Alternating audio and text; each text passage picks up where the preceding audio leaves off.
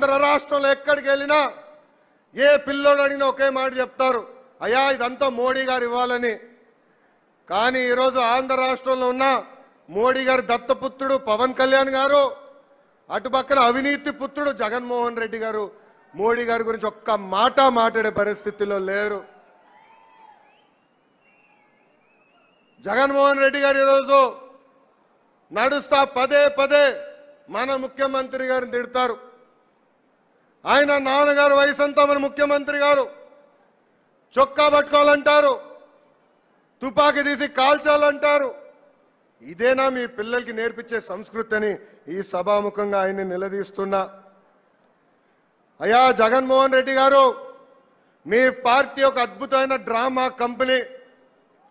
కేంద్ర ప్రభుత్వంతో రాజీ పడి ఆంధ్ర ప్రజలకి నామం పెట్టేదానికి మీరు ప్రయత్నిస్తాం జరుగుతుంది. మన ముఖ్యమంత్రి గారు వేదిక పైన ఉన్న మన ఎంపీలు పెద్ద ఎత్తున కేంద్ర ప్రభుత్వాన్ని నిలదీస్తుంటే మన ఇక్కడ జగన్మోహన్ రెడ్డి గారు హాయిగా టీవీ ముందర కూర్చుంటేనే కాదు, ఎప్పుడైతే అవిశ్వాస తీర్మానం ఓడిపోయిందో ఆయన గట్టిగా చప్పట్లు కొట్టే వ్యక్తి మన జగన్మోహన్ రెడ్డి గారు. అందుకే ఇదంతా చూసి నా కూడా అలా నేర్చుకున్నా. ఆయన పేరు జగన్మోహన్ రెడ్డి గారు కాదు, జగన్ మోడీ రెడ్డి గారు. ఇంకో పక్కన దత్తపుత్రుడు పవన్ కళ్యాణ్ గారు ఉన్నారు. ఆయన పవర్ స్టార్ పవన్ కళ్యాణ్ అని అందరూ అనుకుంటాం. నేను అనుకున్నా కేంద్ర ప్రభుత్వాన్ని పవర్ఫుల్గా నిలదీస్తారని.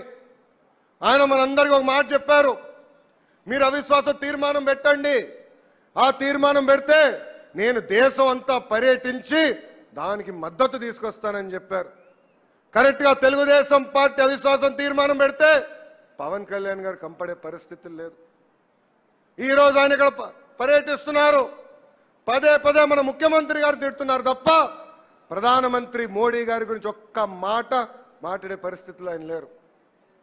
అందుకే బీజేపీ అంటే భారతీయ జనతా పార్టీ కాదు, బి అంటే భారతీయ జనతా పార్టీ, జే అంటే జగన్మోహన్ రెడ్డి గారి పార్టీ, పి అంటే పవన్ కళ్యాణ్ గారి పార్టీ. ఈరోజు